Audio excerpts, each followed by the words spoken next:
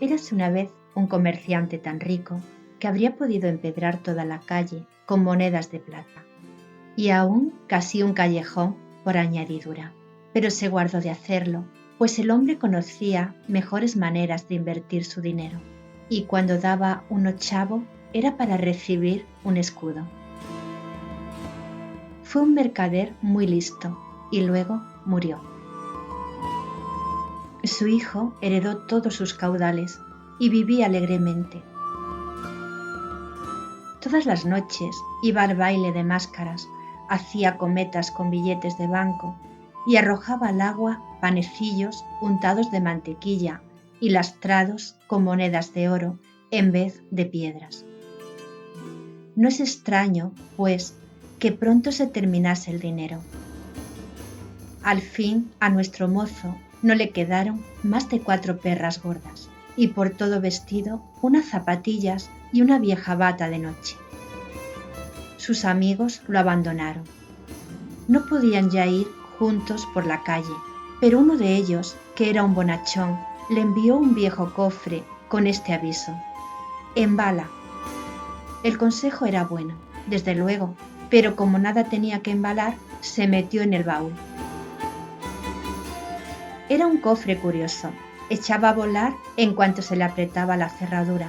En un santiamén, el muchacho se vio por los aires metido en el cofre, después de salir por la chimenea, y montóse hasta las nubes. Vuela que te vuela.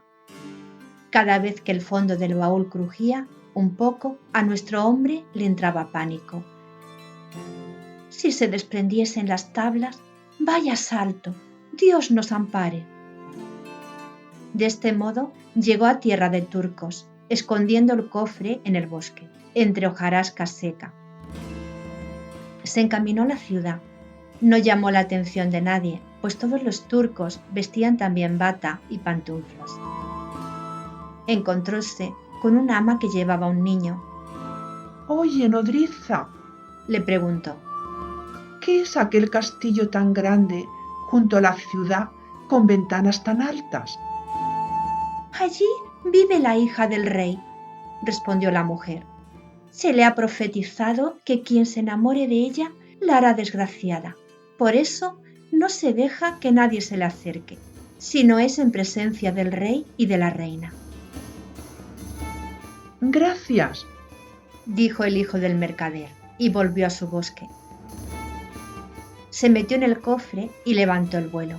Llegó al tejado del castillo y se introdujo por la ventana en las habitaciones de la princesa. Estaba ella durmiendo en un sofá. Era tan hermosa que el mozo no pudo reprimirse y le dio un beso. La princesa se despertó asustada, pero él le dijo que era el dios de los turcos, llegado por los aires, y esto la tranquilizó. Se sentaron uno junto al otro y el mozo se puso a contar historias sobre los ojos de la muchacha. Eran como lagos oscuros y maravillosos, por lo que los pensamientos nadaban cual ondinas. Luego historias sobre su frente, que comparó con una montaña nevada, llena de magníficos salones y cuadros, y luego le habló de la cigüeña que trae a los niños pequeños. Sí, eran unas historias muy hermosas, realmente. Luego pidió a la princesa si quería ser su esposa, y ella le dio el sí sin vacilar. «Pero tendrás que volver el sábado», añadió, «pues he invitado a mis padres a tomar el té. Estarán orgullosos de que me case con el dios de los turcos. Pero mira de recordar historias bonitas, que a mis padres les gustan mucho. Mi madre las prefiere edificantes y elevadas, y mi padre las quiere divertidas, pues le gusta reírse».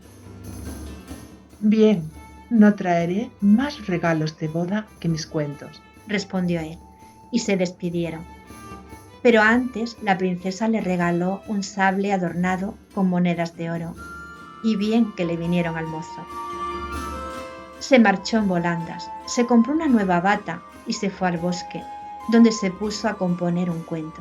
Debía estar listo para el sábado, y la cosa no es tan fácil, y cuando lo tuvo terminado era ya sábado.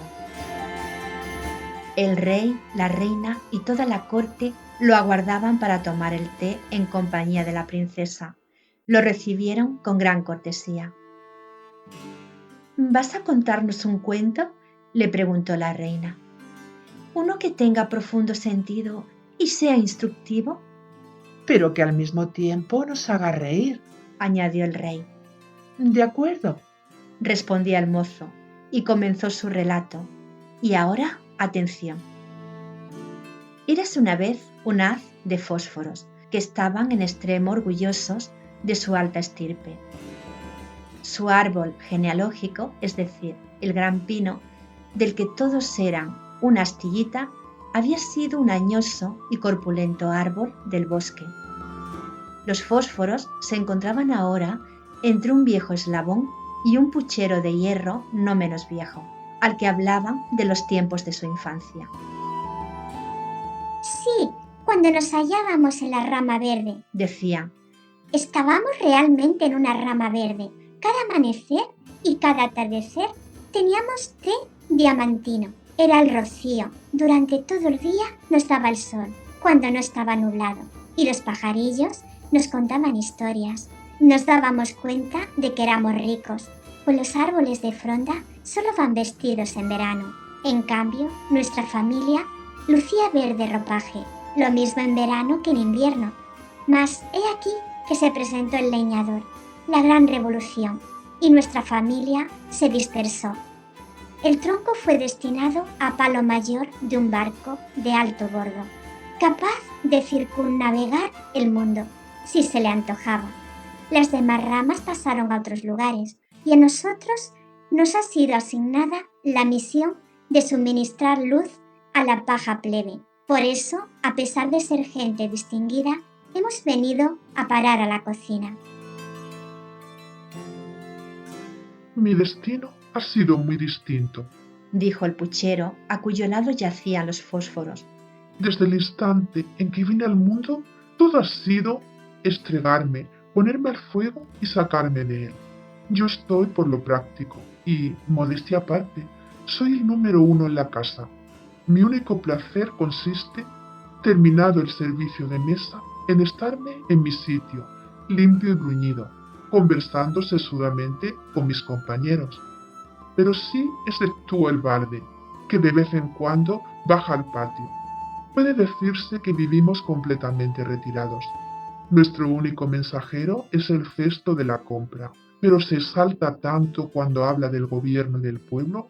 Hace unos días, un viejo puchero de tierra se asustó tanto con lo que dijo que se cayó al suelo y se rompió en 1000 pedazos. Yo os digo que este cesto es un revolucionario, y si no, al tiempo. Hablas demasiado, intervino el eslabón, golpeando el pedernal, que soltó una chispa. ¿No podríamos echar una cana al aire esta noche? Sí, hablemos, dijeron los fósforos. Y veamos quién es el más noble de todos nosotros.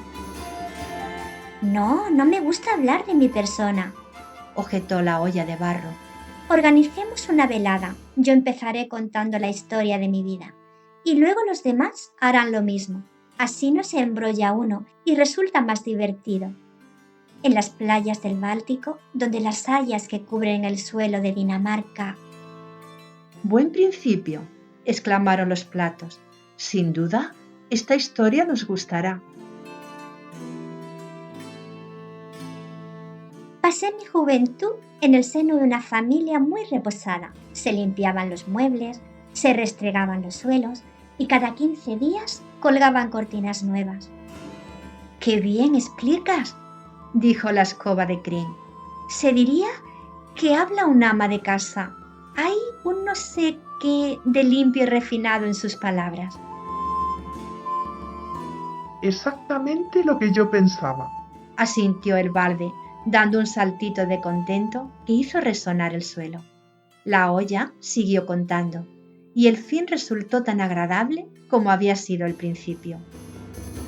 Todos los platos castañearon de regocijo y la escoba sacó del bote unas hojas de perejil y con ellas coronó a la olla, a sabiendas de que los demás rabiarían. Si hoy le pongo yo una corona, mañana me pondrá ella otra a mí, pensó. Voy a bailar, exclamó la tenaza, y dicho y hecho. Dios nos ampare. ¿Y cómo levantaba la pierna? La vieja funda de la silla del rincón estalló al verlo. ¿Me vais a coronar también a mí? Preguntó la tenaza. Y así se hizo. Vaya gentuza, pensaban los fósforos. Le tocaba entonces el turno de cantar a la tetera, pero se excusó alegando que estaba resfriada.